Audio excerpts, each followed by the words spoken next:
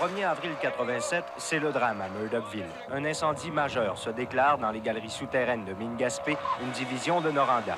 Un mineur est tué, les installations sont complètement détruites. Ce qui est très particulier et ce qui est absolument inimaginable aujourd'hui, en 2017, avec les réseaux sociaux, c'est que cet incendie-là s'est déclaré vers 18 heures une journée donnée, et ce n'est que le lendemain matin, tôt, que la nouvelle ou que l'information est sortie de Murdochville.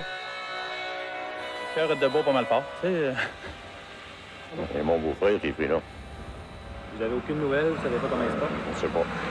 Ce matin, 6 mineurs ont réussi à regagner la surface par leurs propres moyens en longeant un convoyeur. Une trentaine sont en sécurité dans une salle de repos au fond de la mine et la quinzaine de travailleurs qui manquaient à l'appel ont finalement été localisés. Ils seraient tous sains et saufs et les équipes de secours commencent à les ramener à la surface. Contrairement à ce qu'on croit, les installations souterraines qui avaient brûlé, des installations minières souterraines, ce n'est pas assurable. Ce n'est pas couvert par les assurances. Le 8 juin, Mine Gaspé annonce la fermeture définitive de sa mine de cuivre. 400 travailleurs sont licenciés. La fonderie reste ouverte, mais on dit que sa situation est précaire. Depuis ce temps, la population de Murdochville vit dans la crainte d'une fermeture. Moi, le défi, c'est de faire quelque chose avec ce qui reste. Donc, la décision de Mine Gaspé de relancer ou non impliquait non seulement une décision de reconstruire, et l'assurance paiera, il fallait réinvestir, se réinstaller sous terre pour aller chercher ce qu'il restait de minerai de cuivre dans cette mine souterraine-là, c'est-à-dire à peu près une dizaine d'années de réserve. Alors, il fallait que le prix du cuivre soit conséquent et suffisamment stable à long terme pour que l'entreprise décide enfin de relancer ses activités. Pendant ce temps, les ouvriers licenciés propriétaires de maisons s'impatientent. Ils ont bloqué la route 198 durant 2 jours cette semaine. Ils exigent du gouvernement du Québec qu'un processus de rachat de leur propriété soit mis en œuvre dans les plus brefs délais. Fermera, fermera pas. La question reste entière et le gouvernement du Québec se garde bien jusqu'ici de s'engager sur l'une ou l'autre des voies, comme s'il attendait que quelque chose se produise qui viendrait faciliter une prise de décision. Derrière tout cela, il apparaît évident que c'est toujours la compagnie qui détient les clés de la ville. Le gouvernement du Québec affirme qu'il ne peut rien faire pour empêcher la compagnie Mine Gaspé de fermer sa mine de Murdochville et de congédier 400 de ses 700 employés. Mais la fonderie restera ouverte et avec l'aide de Québec, la compagnie a l'intention de poursuivre l'exploration pour trouver d'autres gisements. Il y a eu 2 années d'inquiétude, de très grande inquiétude pour l'avenir de la ville. D'ailleurs, moi et un confrère du Soleil, pour ne pas le nommer, avions mis la main à cette époque-là sur un plan de fermeture de la ville et de démantèlement de la mine. Donc, de là à penser qu'on était en train de le préparer, il n'y avait qu'un pas à franchir. Mine Gaspé aurait en fait toutes les raisons de continuer. Sauf qu'elle critique sévèrement le système de taxation municipale qu'elle considère comme une surcharge dissuasive. Voilà qui donne du poids à la rumeur voulant que la fermeture de la mine ne soit qu'une manœuvre visant à fermer la ville. Manœuvre qui permettrait à Mine Gaspé de reprendre l'exploitation plus tard avec une main-d'œuvre non résidente sans avoir à payer de taxes. Chose certaine, la fuite du document devient une arme puissante pour cette communauté qui lutte pour sa survie. Et la situation pourrait devenir fort délicate pour le gouvernement du Québec qui, selon des sources sûres, était parfaitement au courant de la situation réelle de Mine Gaspé depuis au moins 1 an.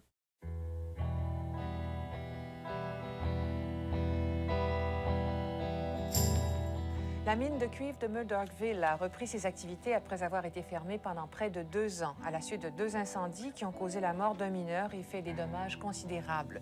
La mine a été rénovée, l'accent a été mis sur la sécurité.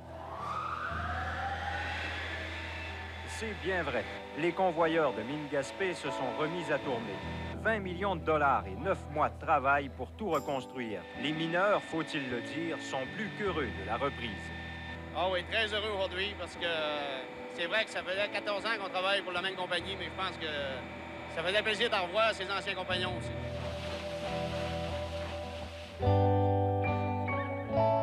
De plus, l'exploration a permis de cerner une autre zone minéralisée, plus forte en cuivre et dont les réserves sont évaluées à 1 an. Ce qui donne donc à Mine Gaspé au moins 8 ans pour trouver d'autres filons. Le nouveau climat a pour effet non seulement de ramener des anciens, mais aussi d'attirer des nouveaux venus. Des jeunes couples comme Geneviève et Martin Verreau.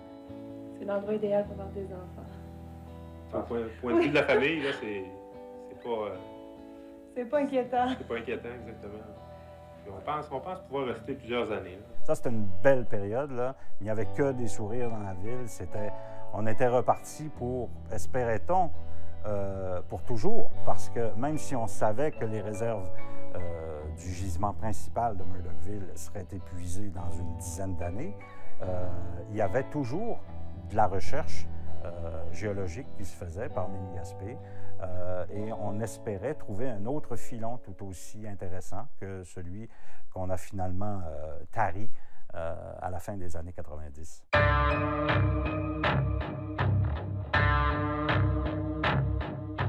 C'est donc une page d'histoire qui se tourne aujourd'hui ici à Murdochville. La mine de cuivre, donc, qui ferme ses portes après 46 ans d'exploitation. 315 personnes perdent leur emploi. Pour la petite municipalité qui n'a jamais développé d'autres industries, c'est presque la catastrophe. Au début, on n'y croyait pas, mais là, on commence à réaliser un peu que c'est vrai, la situation est vraie, parce qu'aujourd'hui, on vient de signer nos papiers comme cessation d'emploi. J'en parle avec son maire, M. Marc Mainville. Bonsoir, M. Mainville. Oui, bonsoir. Comment vous réagissez à la fermeture de cette mine, même si c'était annoncé déjà depuis longtemps? Oui, c'était annoncé déjà depuis 1 an et demi. Puis, comment je réagis? C'est une journée qui est triste. Malheureusement, c'est 300 emplois qui sont perdus. Mais nous, en tant que municipalité, on doit se retrousser les manches puis aller de l'avant avec certains projets. La fonderie dans laquelle on a investi 35 millions de dollars depuis 6 ans représente l'avenir à court et à moyen terme de la ville. On ne serait pas à investir aujourd'hui des sommes assez considérables dans la recherche, dans l'ingénierie pour trouver des solutions à cette usine-là. Donc, si on se dirige vers là, soyez assurés que cette usine-là, elle va devenir rentable et on va la maintenir. La petite communauté mono-industrielle de Murdochville, en Gaspésie, a été plongée dans la plus vive consternation lorsque la société Noranda a annoncé la fermeture de sa fonderie de minerai de cuivre. L'an dernier, l'usine a subi des pertes de 23 millions, malgré une injection de 140 millions de dollars ces 4 dernières années. Résultat, 300 travailleurs sont privés de leur gagne-pain. Qu'est-ce qui va arriver avec les personnes qui résident ici à Murdochville depuis un certain nombre d'années puis qui sont à leur retraite? Quel genre de qualité de vie qu'on va pouvoir leur donner?